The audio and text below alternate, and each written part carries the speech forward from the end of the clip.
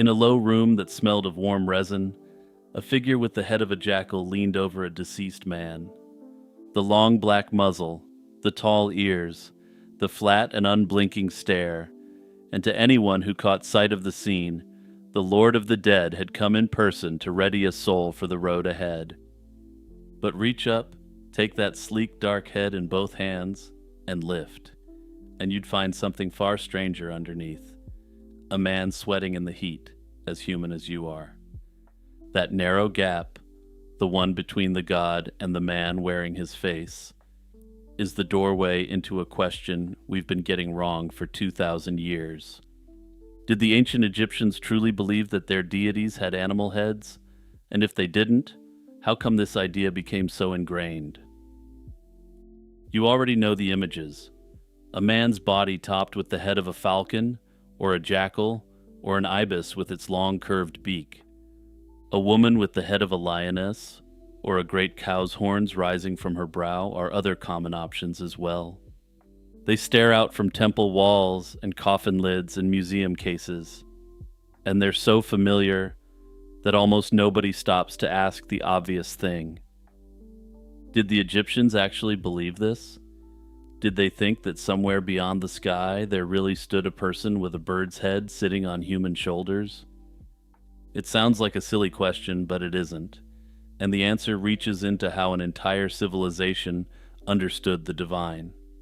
The hybrid figure on the wall was never meant to be a snapshot of a god caught standing in a doorway. It was something else.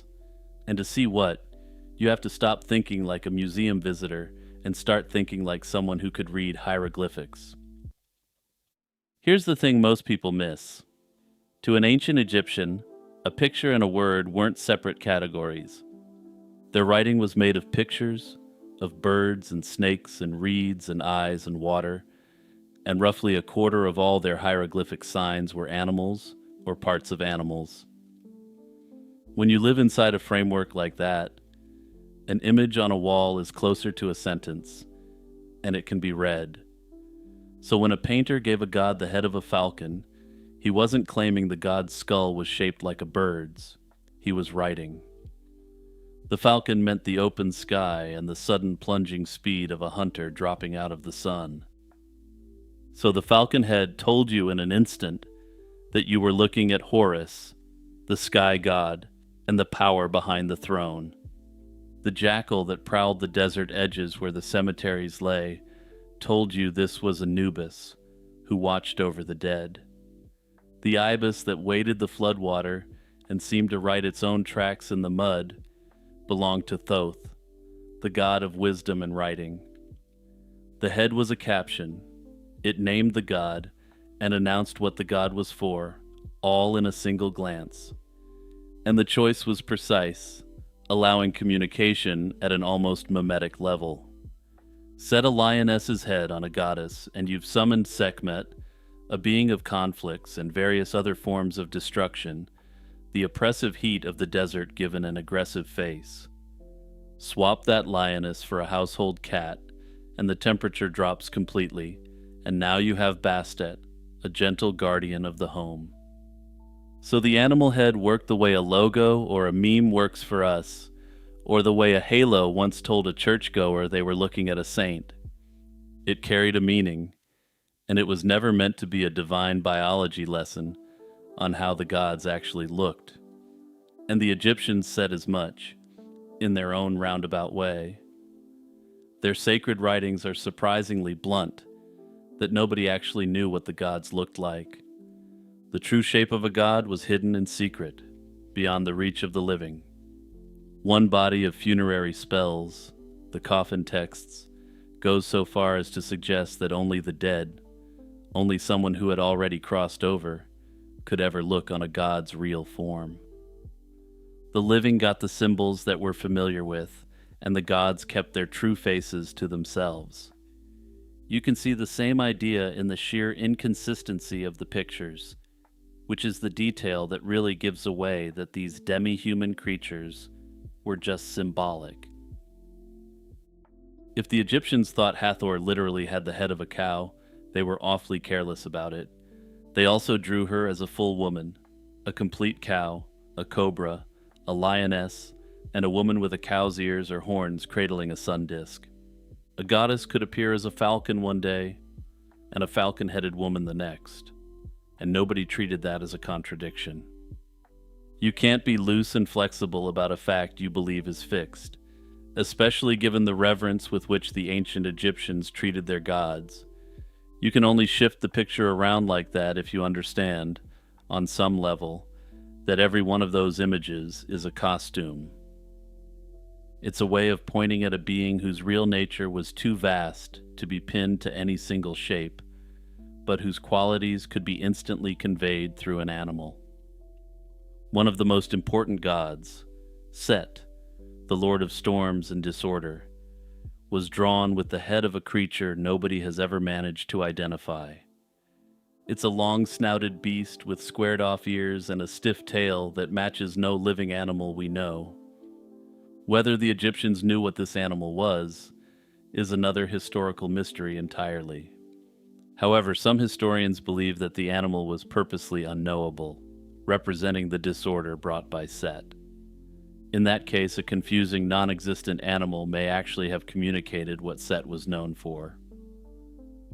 This is where it gets really interesting, because just a symbol doesn't quite cover it either. The Egyptians believed a god could be present in an object or an animal without being trapped inside it. They had a word for the part of a being that acted on the world and could be seen, and they called it the Ba. Any visible flash of a god's power could be called its Ba, and the sun itself was reckoned the Ba of Ra. A statue, properly made and woken with ritual, could become a vessel that a god's Ba would come down and inhabit. The image wasn't the god, but the image was a house the god might choose to live in. Once you grasp that, the famous animal cults stop looking like crude superstition and start to make more sense in context. At Memphis, a single living bull, known as the Apis bull, bearing the right markings, was treated as the living image of the creator god. When it passed, it merged with Osiris and was laid to rest in the great granite sarcophagi beneath Saqqara, while priests hunted for the calf that would carry the presence forward. The statues inside the temples, meanwhile, were tended like living royalty, woken each morning, washed, dressed, and fed, then sealed back into the dark at night. None of that makes sense if the image is only a carving to the ancient Egyptian mind, but it makes perfect sense if the image is where a god has agreed to stay. The ibis did the same work for Thoth, and the Egyptians mummified these sacred birds on a scale that's hard to picture, by some estimates close to 1 million in a single catacomb. The dog catacombs of Anubis ran into the millions, and they weren't bowing to birds and dogs as such.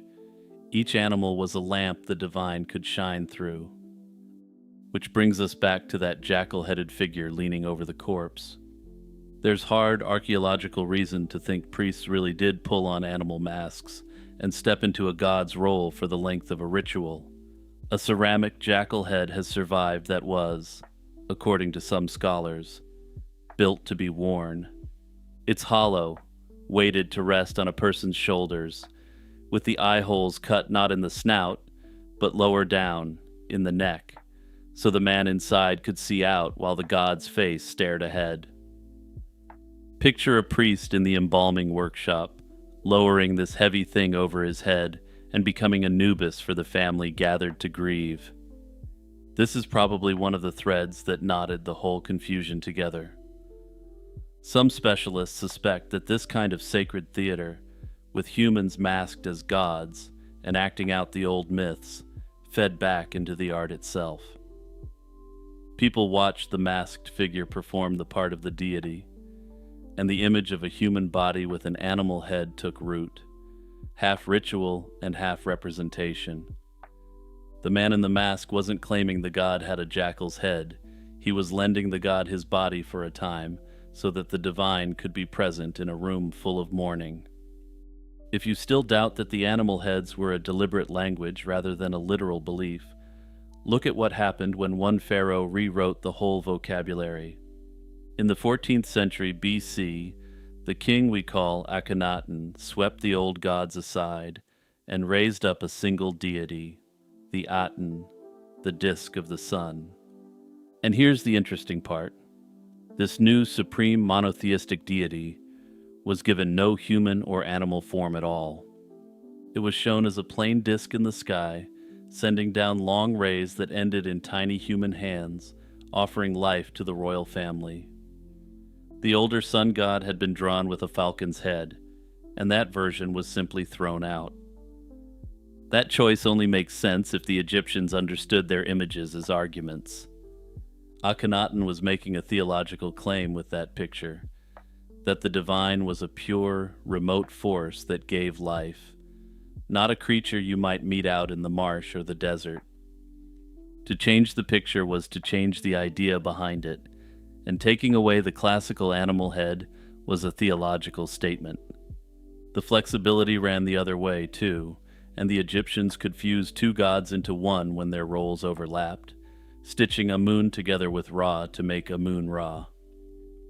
The whole thing behaves like a language being spoken, not a gallery of faces copied from what they believed the gods actually appear as. So if the Egyptians themselves treated all of this as a careful visual language, that begs the question of where our understanding of Egyptian gods as half-animal creatures came from. A good deal of it came from outsiders who didn't get the cultural frame of reference. Greek and later Roman visitors found temples full of animal-headed gods, sacred bulls pampered like princes, and cats and birds buried with honors. Many concluded the Egyptians were worshipping the animals themselves, and they pointed to the art that depicted the gods with animal heads as further proof. The Greek historian Herodotus, writing in the 5th century BC, gave over long passages to Egyptian animal customs, fascinated and baffled in equal measure. Centuries later, the Roman satirist Juvenal sneered openly at a people who, as he saw it, bowed down before common cats and dogs. Part of what threw these visitors was timing. The animal cults didn't hold steady across 3,000 years. They swelled enormously in Egypt's later centuries, the very era when Greeks and Romans were arriving in numbers. The vast catacombs of mummified ibises, dogs, and cats mostly belonged to that late stretch. So foreigners were seeing the practice at its most extreme, with little to no access to the older theology that had always sat behind it. Even a Christian writer like Clement of Alexandria remarked that pagan Greeks never let a day pass without laughing at the Egyptians over their supposed animal worship. Though he was fair enough to add that the Greeks honored plenty of animals of their own. The mockery stuck, and it traveled, and the picture of Egypt as a land of gods who simply happened to have beasts' heads is in large part a foreign caricature. It's been repeated now for 2,500 years, and along the way most of us absorb it without ever thinking to question it. In the end, the Egyptians knew exactly what a falcon was, and exactly what a man was, and when they joined the two together, they weren't sketching a demi-human divine figure. They were writing a kind of sacred shorthand, pointing past the image toward a power they openly admitted they couldn't see. Despite what the Greeks and Romans thought, the animal head was never the god's face. It was a word for the god, a costume the divine could put on and take off. They didn't literally think their gods had the heads of animals because they fully admitted that the true form of the Egyptian gods was beyond human comprehension. So instead, they chose animals as symbols to represent those gods based upon attributes those divine figures were known for.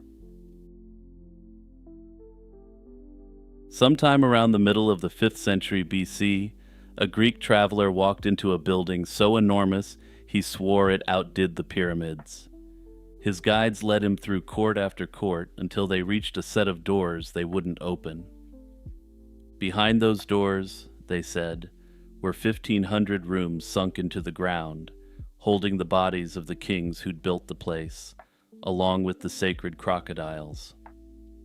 He was welcome to wander the upper floor, but the lower one wasn't for non-Egyptians. He recorded what he'd seen, sailed home, and for the next 24 centuries hardly anyone could even agree on where the thing had stood.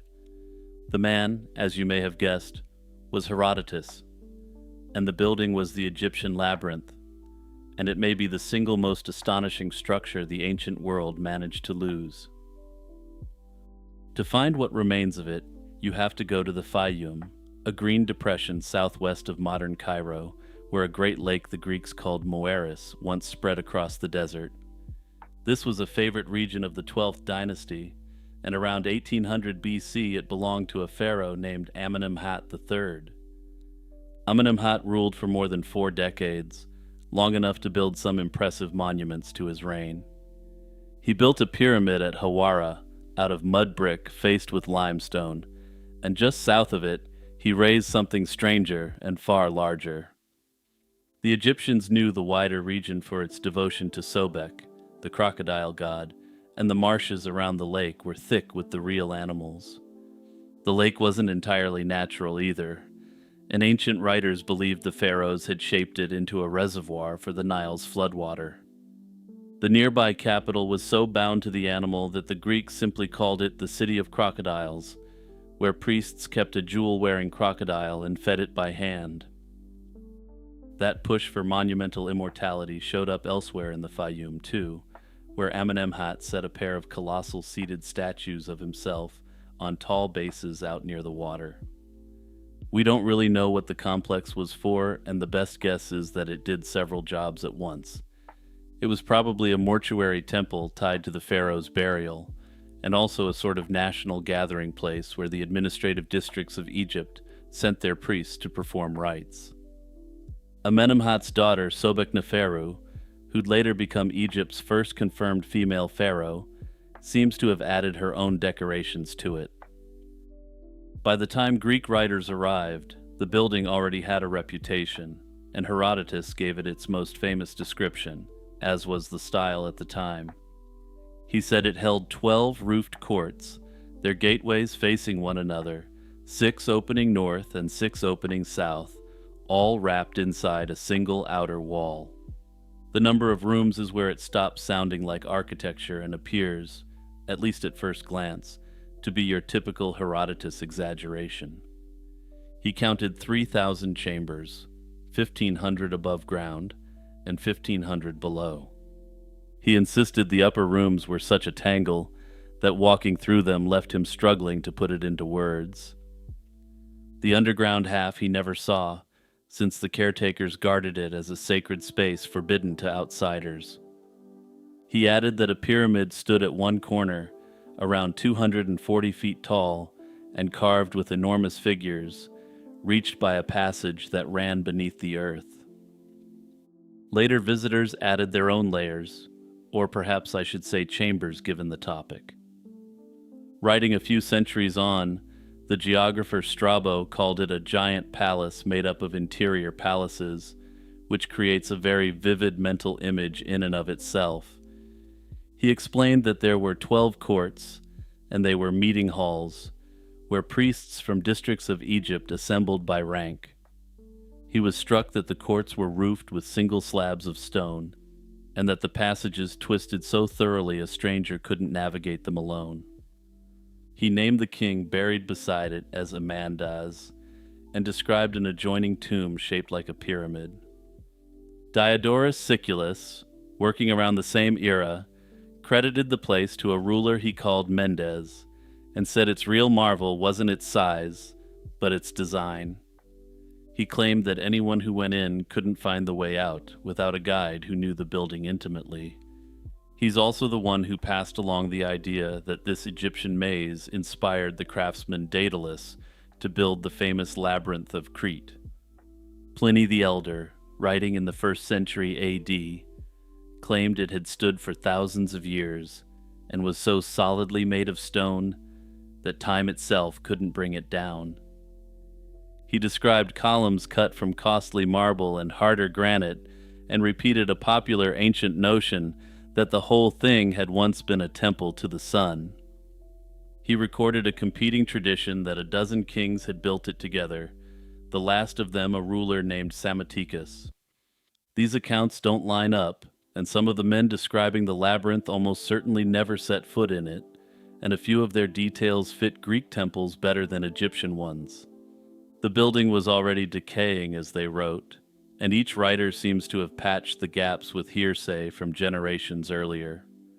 One of the last classical mentions has the Roman Emperor Septimius Severus stopping by around 200 AD, and after that the record goes quiet. Unfortunately, though, what this emperor saw, exactly, is lost to history, and some historians dispute whether it actually happened. The source, the Historia Augusta, a compilation made in the 3rd century, only tells us that he visited the labyrinth and studied it carefully. This source is known for being unreliable and being more concerned with interesting narratives rather than actual history, more so than usual even for ancient sources. That said, it indicates that the Labyrinth of Egypt was still well known in the Greco-Roman world, even by the 3rd century. A structure that massive doesn't simply vanish on its own, so the obvious question is how it managed to leave almost no trace, and the answer is both slow and unglamorous.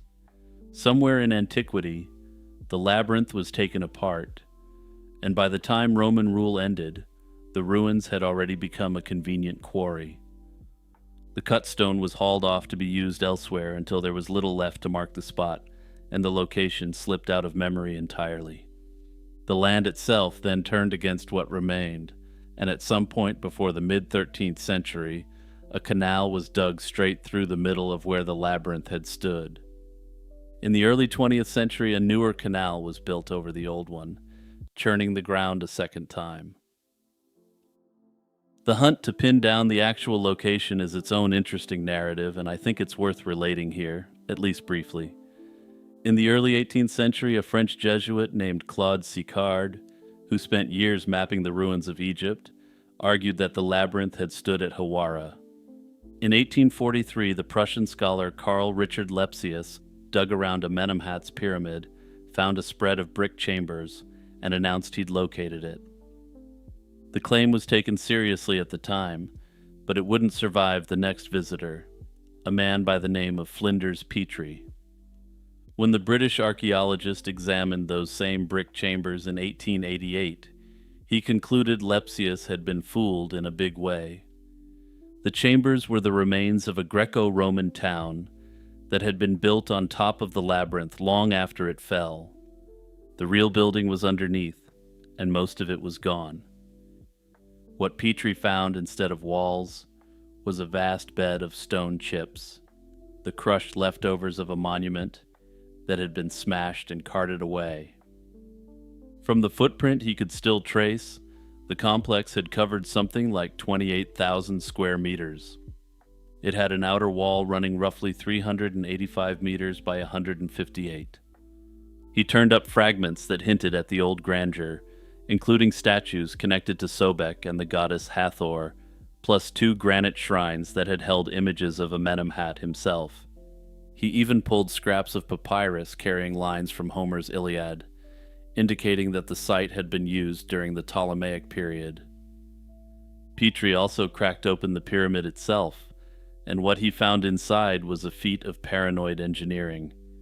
The burial chamber had been hollowed from a single colossal block of hard quartzite and sealed under a sliding stone roof designed to defeat robbers who'd reached it anyway. Unfortunately, his money ran out before he could go further, and after Petrie, large-scale digging at the site essentially stopped.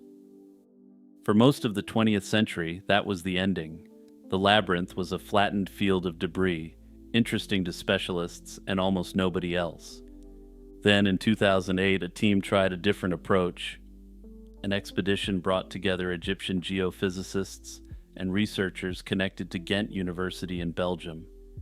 They went over the ground south of the pyramid with instruments rather than shovels, using ground-penetrating radar and electrical resistivity surveys. Beneath the sand, they said, lay a grid of vertical walls forming what looked like closed chambers, sitting somewhere around 8 to 12 meters down. The readings suggested those walls were several meters thick, the kind of mass you'd expect from something built to outlast absolutely everything around it. If they were right, the labyrinth hadn't been ground entirely to dust after all. But if you were expecting me to say there would be a bigger expedition, think again. Then the story took its strangest turn, at least in my view, though I know many in my audience will find this par for the course given who was involved on the Egyptian side. After the results were presented in Belgium, Egypt's Antiquities Authority, led at the time by Zahi Hawass, reportedly clamped down on the project and discouraged further publicity. Because of this strange and controversial intervention, the larger excavation the team hoped for never happened. So the situation today is almost exactly the one Herodotus described, only inverted by time. The upper floor he was allowed to see is the part that's gone, quarried away and buried under later canals. The underground half he was forbidden to enter is the part that may still be down there, sealed now not by priests, but by the highly unusual decisions of the people who control the digging. 25 centuries later, I suppose not much has changed, and we still can't really know what truly remains in the lower part of the lost labyrinth of Egypt. Hey everyone, it's Jimmy with my usual reminder to hit the notification bell and the subscribe button. Also, don't forget to leave a comment saying what you've learned from this video or what you like to do while you watch or listen. To see the most famous light bulb in ancient Egypt, you have to crawl beneath a temple floor by the glow of a modern one. The way in is a slot cut through the paving stones of the Temple of Hathor at Dendera, barely wide enough for an adult to squeeze through. Drop down, shuffle along a corridor about chest height, and you'll come face to face with a carving that's launched 1,000 documentaries. It's an enormous tapering bulb with a serpent suspended inside it like a filament, a cable trailing from its narrow end, and a socket shaped like a flower. It was cut into this wall nearly 19 centuries before Thomas Edison was born. Some believe that this is proof that the ancient Egyptians had access to much more advanced technology than we generally believe. Dendera sits on the west bank of the Nile, roughly 60 kilometers north of Luxor, across the river from the modern city of Kina.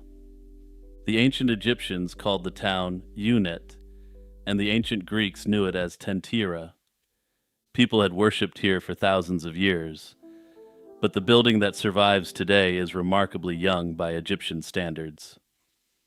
Construction of the present Temple of Hathor began in 54 BC under Ptolemy XII, the father of Cleopatra VII. The decoration carried on through Cleopatra's reign and into the Roman period, when the Emperor Tiberius added the Great Hypostyle Hall. It's among the last great monumental temples of pharaonic civilization, raised when Egypt's religion was already ancient beyond reckoning, and it's also one of the best preserved. Hathor was the goddess of love, music, and motherhood, and her temple was an extremely wealthy one, befitting such a beloved goddess. To protect its treasures, the builders honeycombed the structure with narrow hidden crypts, tucked inside the thickness of the walls and beneath the floors. A dozen or so of these chambers riddle the building, and some were carved and decorated under Ptolemy XII's direction. They held the temple's most precious cult objects, including statues of the gods made of gold and gemstones. The statues themselves vanished long ago, melted down or carried off to distant lands. What survives is something arguably more interesting. Carved on the crypt walls, a detailed pictorial inventory of what was once stored inside. The famous scenes show 3 similar but distinct objects, and each was carved twice. One set sits in a subterranean chamber that Egyptologists label South Crypt 1C, though most visitors know it simply as Crypt 4. The matching set appears in a side chamber on the ground floor called Room G, with further versions on an upper level and in the sanctuary of a neighboring temple. In 6 of these depictions, the central image is enclosed within a great oval envelope, and that envelope is what turned a piece of temple decoration into an internet phenomenon. Inside each oval, a snake stretches at full length, rising out of an open lotus blossom. The flower's long stem trails away and connects to a small altar or stand, looking for all the world like a cord running to a power source.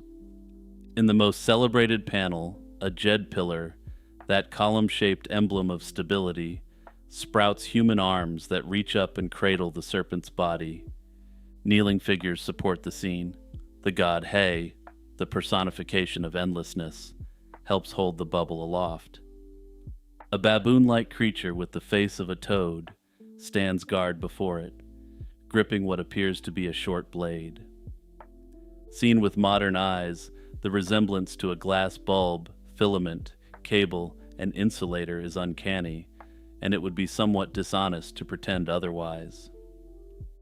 The electric idea is older than you'd think, or at least it was for me. In his 1894 book, The Dawn of Astronomy, the British astronomer Norman Lockyer mentioned a colleague's half-joking suggestion. Electric lamps would neatly explain why the painted ceilings of certain tombs weren't blackened by lamp smoke. Lockyer himself favored a duller answer involving mirrors relaying sunlight, and the joke lay dormant for the better part of a century. The modern theory was born in Vienna around 1980, when the Austrian writer Reinhard Habeck began publishing pieces on electricity in antiquity in a publication called Ancient Skies. This was the newsletter of the Ancient Astronaut Society, which promoted the idea that ancient civilizations were influenced by extraterrestrial visitors. In 1989, perhaps the most famous advocate of this theory, Erich von Däniken, had meanwhile carried the idea to a worldwide audience in one of his books. Supporters of the theory propose that the oval is a glass envelope and the snake is the filament, or the arc of a gas discharge. The lotus is the socket, the stem is the cable, and the Jed pillar holding it up is a high-voltage insulator. Even the blade-wielding baboon became a danger sign warning the uninitiated away, and they argued that this would have been understood as a warning symbol. Proponents added the famous soot argument, claiming tombs and crypts show no trace of smoke. They also pointed to a temple inscription describing tall masts, sheathed in copper, erected to break storms coming from the sky, which they interpreted as lightning conductors. When pressed on where the power came from, believers tend to reach for the so-called Baghdad Battery. This is a highly controversial clay jar from Mesopotamia containing a copper cylinder and an iron rod, and its identification as a battery is itself extremely heavily disputed. Here's the problem about the bulb theory. It asks you to look at the pictures and ignore the writing wrapped around them.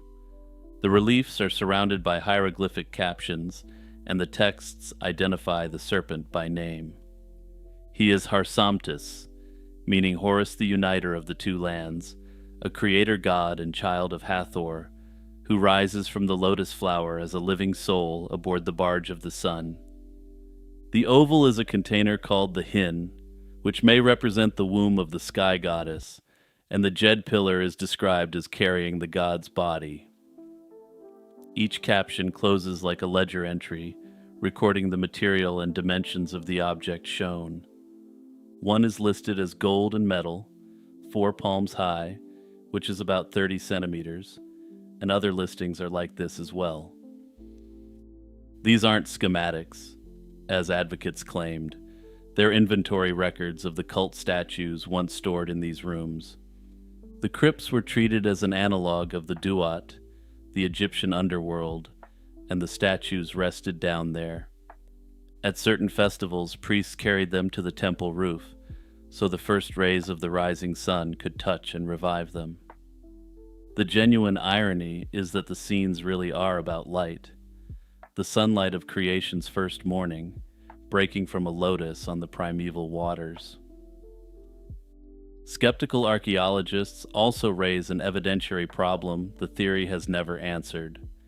Egypt is among the most intensively excavated landscapes on Earth, and it has produced no glass envelopes, no filaments, no sockets, and nothing capable of generating current. What it has produced, in their thousands, are simple pottery oil lamps and linen wicks. Administrative records from Deir el-Medina, the village that housed the men who cut the royal tombs in the Valley of the Kings, are telling.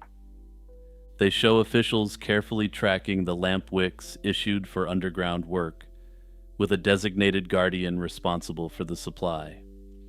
The soot premise collapses on inspection too, and the ceiling of Dendera's own hypostyle hall was caked black with the smoke of millennia. Egyptian wicks were reportedly treated with salt, which sharply reduces smoke, and polished mirrors can relay sunlight deep underground without any flame. The iconography tells the same story. Serpents rising from lotus flowers appear throughout Egyptian art, at Dendera and far beyond, without any surrounding oval. The image only becomes a bulb in the handful of panels where the womb of the sky goddess encloses it. In the end, the idea that these images represent light bulbs is fascinating, but the likely reality is no less interesting.